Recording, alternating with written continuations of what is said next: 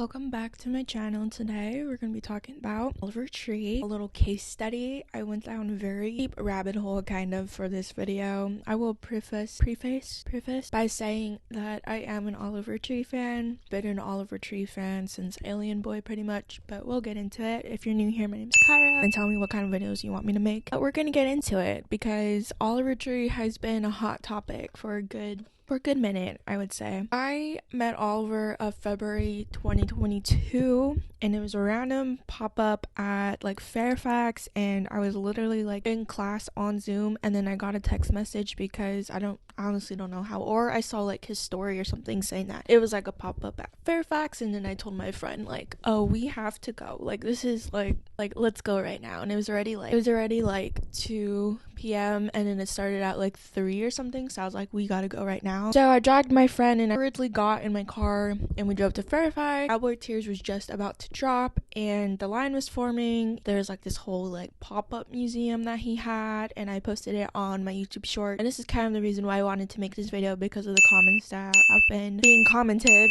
on the YouTube shorts. I guess you can call them scandals. It was a really good time and I will forever remember that. It was in a very hurting time of my life. I'd been going through a lot, and meeting Oliver, just seeing him there and seeing someone that I have been listening to for at least 3 or 4 years at that point, and I've made a lot of friends because of it. My ex really loved Oliver Tree, and from that pop-up event, now I regret it. I gave him the Oliver Tree CD that came with my Oliver sweater because it was like in this cool little box that was like Cowboy Tears and came with a poster and like stickers, and I ended up giving him the CD because whatever, now he has a CD and I wish I had it. So I think before we get into like meat of this video, I think we need to talk about Oliver before he was Oliver Tree. To the wolves when you get nasty back at me, but baby don't distract me. And like I said, I found out about Oliver literally because I was working, I like remember it distinctly that I was working at this boutique in Pasadena. Pandora Shuffle like play was on. I don't know who uses Pandora, but that's what was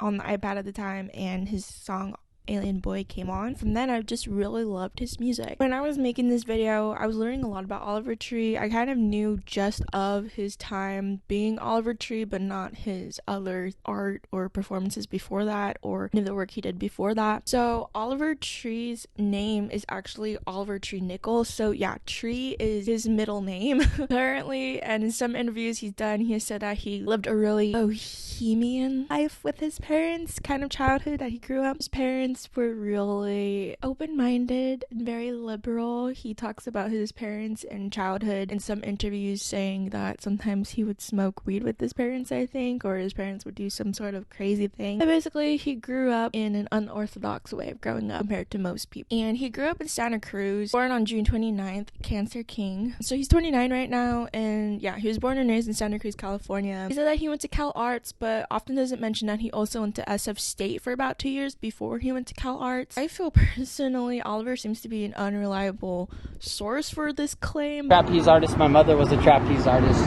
Were they really? Yeah, and so over there is where I grew up. Basically weekends, Monday through Friday, every day of the week. We would just be working and training and trying to get those moves perfect, and just trying to get each move down to just a T, just down to a dime. But he said that he started piano lessons at 3 years old, began songwriting at 4, and had a full album by 6 years old. If you know Oliver Tree, he's like almost on the same level as Kanye, statistical. By 2010, he had launched a solo career only by the name Tree. By this point, he was already doing performances with Skrillex and Zed's Dead. Before signing to R&S Records in 2011, he had self-released everything by himself, obviously. Before signing to R&S Records in 2011, he had self-released everything, and by 18, he had signed with them and released his debut EP, Demons, which had gained recognition from Tom York, the lead singer of Radiohead, who applauded his cover of Karma Police. R&S is an indie label that was started in 1983 in Ghent, Belgium. One of its most famous, musicians on the roster is Aphex Twin. However, Oliver's first experience performing was with a ska band called Irony and under the pseudonym Crip. And then Oliver dabbled in dubstep and performed at various music festivals including Wobbleland and SF 2011. So I think that kind of makes sense with his current music and his kind of influence, because it does feel like dubstep. The one song that I can think of is like Movement, feels kind of like dubstep but like isn't. So I think that's really cool to see how he's progressed in his genre. Under his pseudonym Tree, he opened for acts like Tyler the Creator, Nero, and Frank Ocean, and continued to release music under the name Tree. After this, he took a hiatus and continued his studies in music technology at Cal Arts. And I feel like I've heard him say in some interviews about his time at Cal Arts that he was like literally just making so much art and just was releasing music, and then it kind of corroborates like everything else saying that he went to Cal Arts and then he got signed by Atlantic. Distract me, I'm a goner. I lost her. Like, why the hell you wanna play me? By November 2016, he returned to music and had his first television debut, performing with Getter on Last Call with Carson Daly. He then released When I'm Down with Ethan and was signed to Atlantic Records, and a month after that he graduated from Cal Arts. Besides music, Oliver always writes comedy sketches, if you want to call it that. It's your hair, bro. Everyone can see it. What the fuck are you laughing? And has worked with companies like Fluck Jerry. He has said in an interview about how he got signed to Atlantic Records, which again, I don't really trust Oliver as a source because he says a lot of things. And basically he said that he went in on a scooter and like kind of like just like face planted, and he acted out kind of a skit for A&R, and that's why they put him on the roster and they just like signed him that day. Don't know how plausible that is, but I guess it's for you to decide if you believe him. His EP Alien Boy would be released February 2018, which was his first major label debut with a double music video that consisted of All That and Alien Boy. I remember watching that and I was like, oh my god, this is so weird and this is so cool. It says it took 9 months for Tree to write and direct his debut release, and 5 out of these 9 months he spent it practicing monster jumping at Paris Auto Speedway because he wanted to perform all the stunts in the music videos. And if you don't know Oliver Tree, he has this like fixation with doing like extreme things like on scooters or like jet skiing, and he's kind of obsessed with competing in those things. Well, Oliver has Lollapalooza and Outside Lands under his belt by this time, and also performed as a special guest at Coachella and EDC. In 2017, he was credited the best and weirdest acts at Coachella by LA Weekly. Oliver was supposed to be a supporting act for Louis the Child's tour in 2017, but subsequently that and other tours with Lil Dicky were canceled in 2018. However, he did tour and travel with Hobo Johnson in North America and Europe. So that was the kind of scene that Oliver was in during this time, which kind of makes sense. So now we move on 2018 to 2022. Oliver would release his debut album titled Ugly is Beautiful. You say you don't need me. During this time, he would start his close relations with H3 of Ethan Klein and Gila. He appears on the podcast and really solidifies his whole shtick of being this really quirky, out there, born outrageous kind of person. His iconic outfit consisted of a windbreaker that is really screaming 80s/90s, the biggest and widest pants that all the Depop girlies would envy, with red Adidas slides and socks. And how could we ever forget his signature bowl cut and the over-exaggerated nose and sometimes his dad glasses. His nose is super over-exaggerated. Like there's videos of him like showing that it's like plastic and he like takes it off. It's really funny. And he kind of like jokes around and plays on that of how people make fun of him and kind of just tongue-in-cheek with a lot of things. Ugly is Beautiful would consist of his singles that had already been released, such as Hurt, which had also had a music video that was released in 2018 and had been filmed in Ukraine and was written and co-directed by Brendan Bagan. Sorry if I said that wrong. Oliver discusses his music video with Ethan Klein on his podcast and basically says that it took them like a long time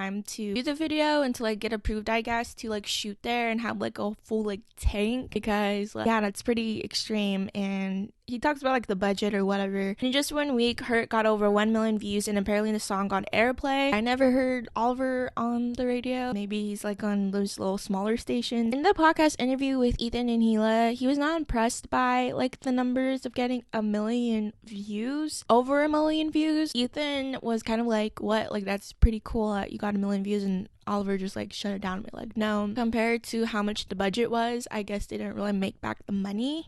But also it's like you're getting a tank and you're flying to another country, like, you know what I mean? Oliver consistently places the blame on his label pressuring him to meet certain quotas. Like, he has talked openly about label and how he feels like he's suffocated under the label, and how the label gives him like, oh, you have to have like 1 million followers and then we'll fund your EP project. And he's kind of saying that's the reason why he hasn't released like a full like body of work project, because the label keeps telling him like, oh, you have to meet a certain number of whatever to get funding from the label, which I think is really interesting that talks about it, because not a lot of artists really talk about their label and the kind of behind the scenes things that go on with like producing music and releasing work. And I think that's kind of why I liked Oliver Tree, because you kind of got like an insight of how it is with a label. Actually, being a music artist myself and seeing someone on a big label like Atlantic talk about like sometimes unfairness of being on the label. But at the same time, I feel like it's kind of like his shtick to just be like out there, and I think the label kind of knows that as well. Oliver's like persona is very hard to differentiate. Oliver would have his own genius videos where he explains like the lyrics to his singles. Very entertaining because he literally does not break his persona, and he's just as blunt and quirky and outrageous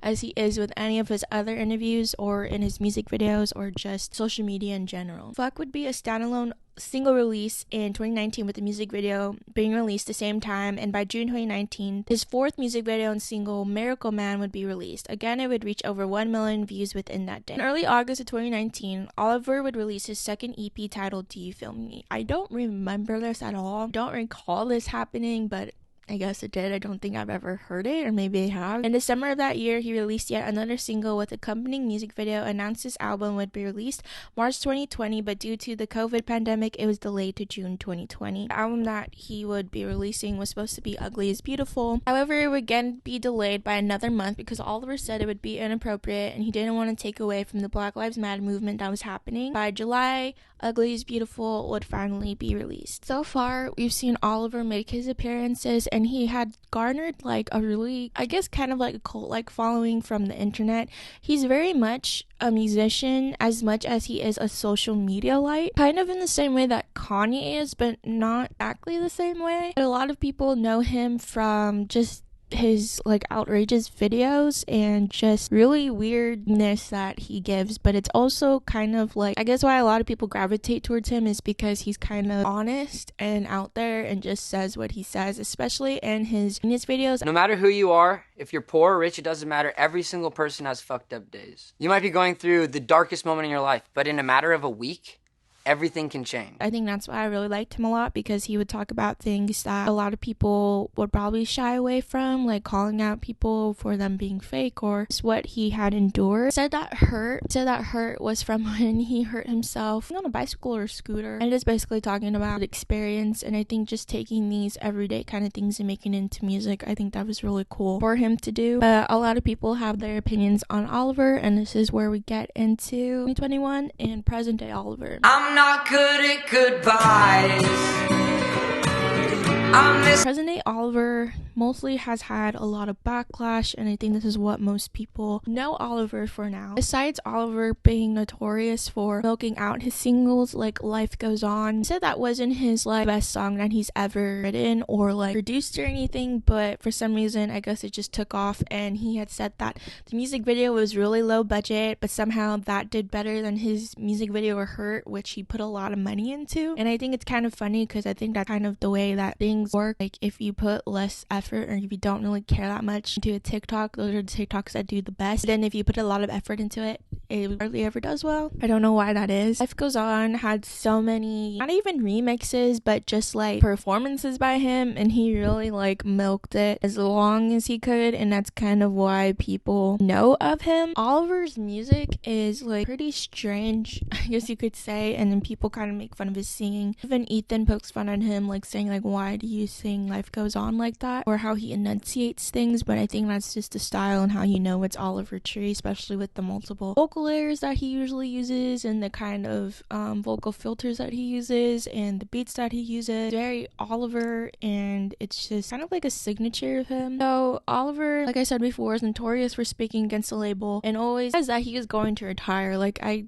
think like every other month I saw Oliver be like, oh, I'm going to retire because the label won't support me with whatever and I want to release music. Or he'd be like, oh, I'm just gonna focus on on film and making film documentaries or something. But I think obviously he did this to build up the hype from his fan, because like obviously people are waiting for him to drop music, especially his hardcore fans are waiting for when he drops the music and are like, oh my god, he's retiring, but then he's dropping all this music, which I think is a very like common tactic that labels use. While saying that he was going to retire, Oliver, in Oliver fashion, released a single Out of Ordinary in February 2021 and later would announce the deluxe edition of Ugly's Beautiful, which would be released in May as Ugly's Beautiful, Shorter, Thicker, and Uglier. He would then collab with Russian rave band Lil Big and released a single Turn It Up featuring Tommy Cash, which would later turn into a collaborative EP titled Welcome to the Internet, released September 21, which I believe also had a music video of Oliver in a hamster wheel. January 2022, Oliver would release his second album, Cowboys, Don't Cry, and numerous singles after. So now we get to where I was at the pop-up at Fairfax and I met him there and it was a great time. Staff was like super friendly and handled everything well. It wasn't anything crazy.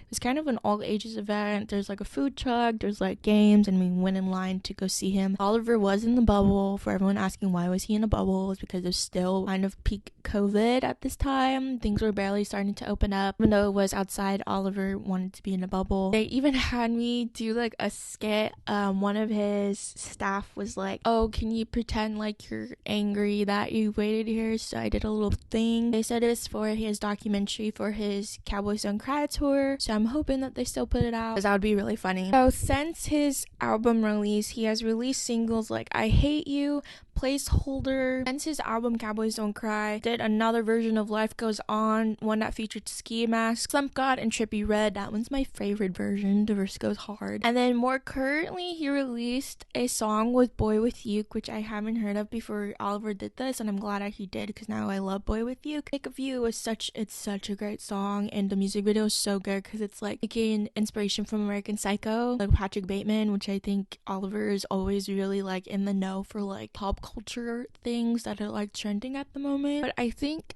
overall we all have to agree that Oliver is playing a character. That's pretty much it. That is Oliver's persona, and he has built his whole image on basically shock value, and he knows how to get people to talk about him. I guess this is what everyone's been waiting for, which is the scandal. I changed my whole life when I learned to ignore them.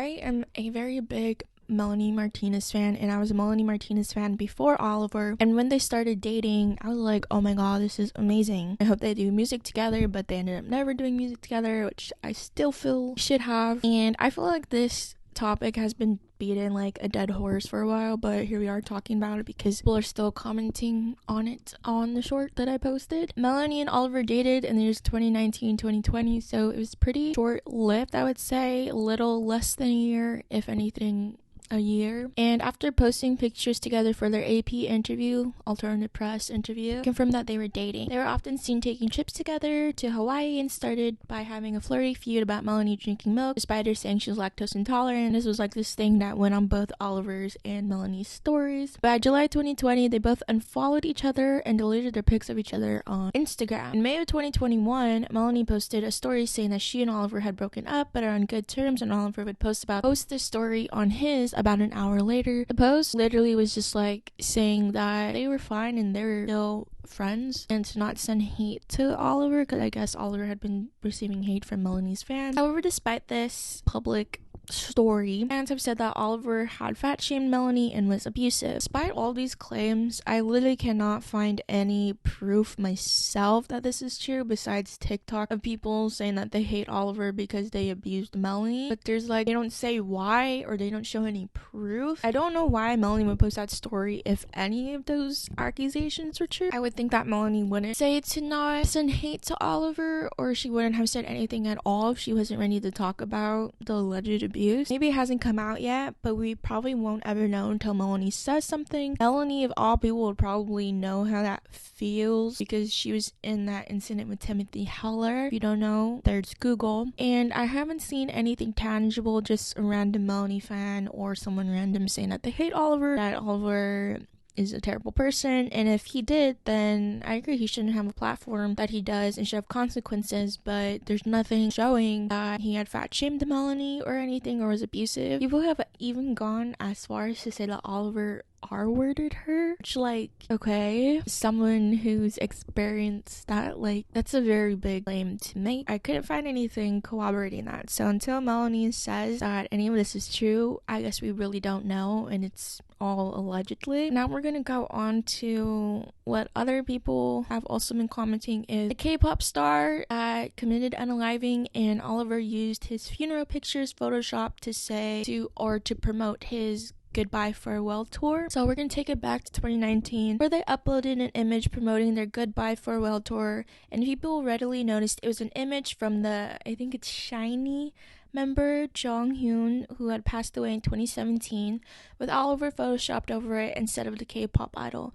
Of course, it was taken down, but after it just continued to resurface, obviously, because nothing on the internet dies, with Kpop Stans demanding an apology. I'm not going to defend Oliver for this, and this isn't me defending him whatsoever, but his team has said that he made this 2 years prior and didn't know, and they just Googled funeral, and it would make sense that this would pop up since his death literally just happened in 2 years before 2019 is 2017. So just putting that out there. And Oliver Tree and his team are like notorious for photoshopping Oliver over everything. Like that's kind of his thing. It's kind of his brand. It says Tree has since issued a personal apology over his use of the image through an Instagram story post on October 11th. And Oliver says, "I want to apologize to Jonghyun and everyone who was hurt by the image. I had no intention of hurting anyone," he wrote, claiming that he and his team didn't know where the image was taken from. "Had we known, we never would have posted it," Tree added, saying that there was no intention of anything malicious over the photoshopped image. It was just a result of no research, which caused a very foolish mistake. And people were continually angry that it was only a temporary Instagram post, saying that it would just disappear. I guess it's kind of valid, but I don't know. It just seems like there's no pleasing these K-pop stans. What's done was done, and by at that point, it just seems like Oliver Tree was unforgivable in their eyes. In this Instagram story, Oliver shared about his cousin's death and how death has been an important part of his art. So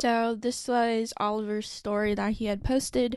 In regards to the Jonghyun photo, I want to apologize to him and everyone who was hurt by the image that was posted on my account years ago. I had no intention of hurting anyone. To clarify, I didn't make that image, and me and my team didn't know what the image was taken from. Had we known, we never would have posted it. The second someone told us what it was from, we removed it immediately. There was no intention of anything malicious, just no research, which caused a very foolish mistake. At the time, I didn't understand the gravity of posting images I didn't research. Since then, me and my team have been extremely careful looking into everything we post. The reason we posted it was because I was making an album and tour about death. My cousin died when I was in middle school, and I went to say goodbye to him when he was brain dead in the hospital. Ever since then, death has been a huge topic I've explored in my art. Each music video I made for Ugly is Beautiful shows my death in different ways. Death is the most serious topic, and through my art, I've been attempting to process it. Once again, I'm so sorry to anyone who has been hurt by that mistake, but please understand it was not intentional.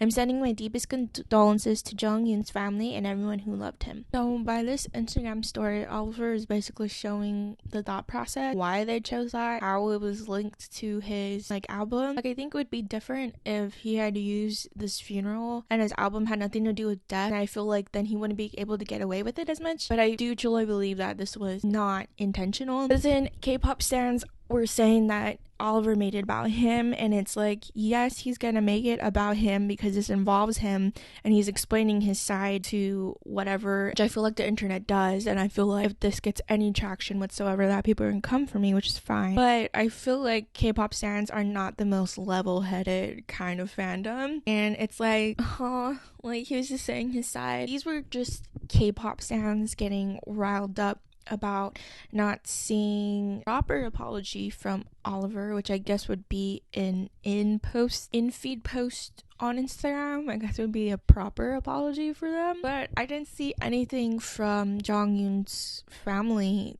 themselves. It's a lot of Kpop stans saying that they didn't accept Oliver's apology, which I feel like the most important person to apologize to and to get that acceptance or forgiveness is from Jonghyun's family, because they're the ones affected by this. K-pop stans act like they know the K-pop idol, and it's just that they're just an idol. I think the most important person to get forgiveness is from Jonghyun's family, and I think that's the only thing that should matter to Oliver. So I just find it hard to take K-pop stans seriously, because like you just remotely say that you don't like K-pop and they kind of go on like this tangent and like they act like you committed first-degree murder. Basically, I was saying Oliver's no stranger to controversy, especially really recently, but I think we need to take a minute to look at Oliver and his art. His music videos are often exaggerated but also sometimes minimal. He's often on a scooter, but more recently he's traded his signature bowl cut for some kind of mullet and blazer, a bleach blonde mullet and blazer, like cowboy outfit and boots, and his music videos are just plain weird. He's literally French kissing a grandma more than twice his age, and his directive choices are questionable,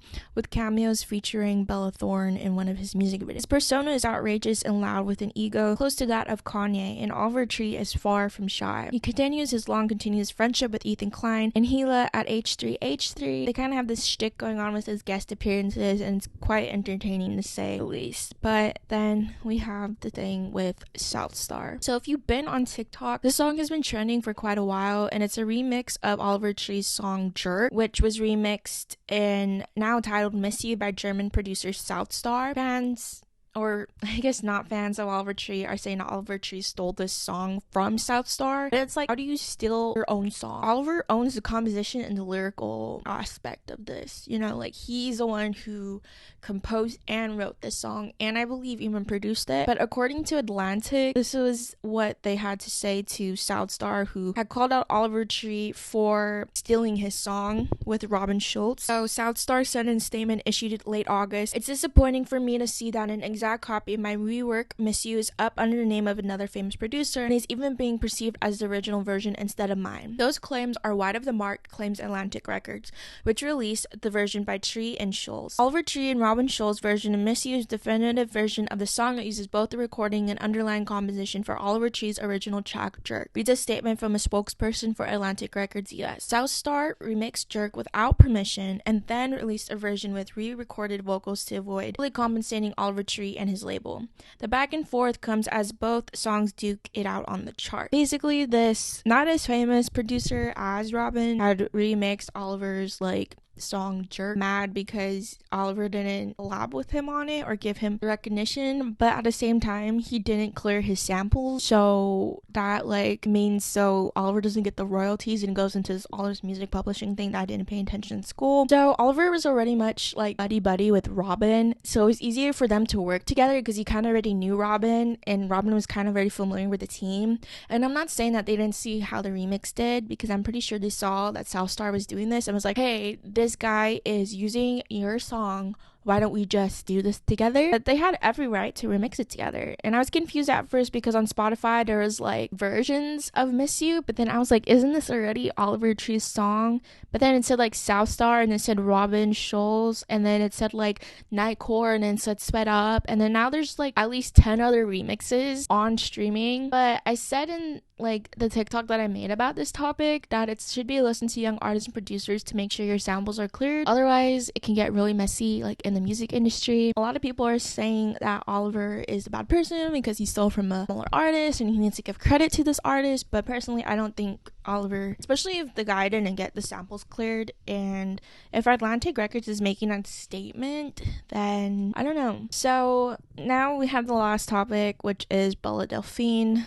And I literally wanted to throw up when I saw the video Oliver had posted with him and Bella, which was literally like about 3 weeks ago. I kind of lost respect for him more than when I saw him with one of the Paul brothers that I cannot be bothered to check which one it is. But it was pretty bad, and it was a lot for me.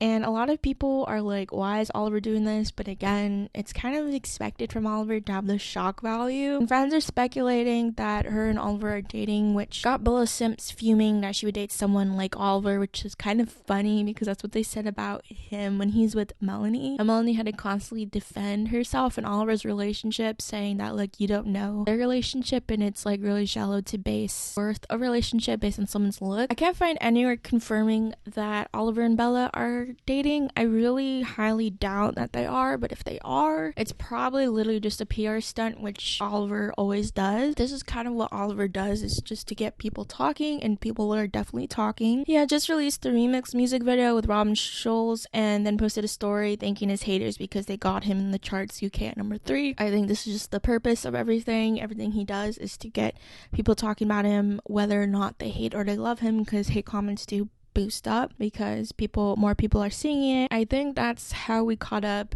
I kind of glossed over the Paul brothers thing that Oliver had, but it was like this fake feud that him and one of the Paul brothers had, and it was pretty boring, to be honest. And I think he might have been on the podcast, but it was just like kind of back and forth thing that Oliver does, and just being with another person that's kind of like controversial, and Oliver is very up there in controversial person. Not only is Oliver a celebrity singer / musician, he's also a social media light, and he knows how to work social media. In conclusion, I just think it's foolish for us to be like Oliver can do no wrong, and it's even more foolish to expect Oliver to do no wrong, because I see a lot of comments saying like, oh, I didn't expect this from Oliver, but it's like, we shouldn't put people on this pedestal because they're still people, and musicians are often very terrible people. I still really like his music, and I'm glad I got to meet him because his music helped me through so much and through a lot, and I feel like his music is really cool. He also has this thing with Lil Ricky that isn't like really going on anymore.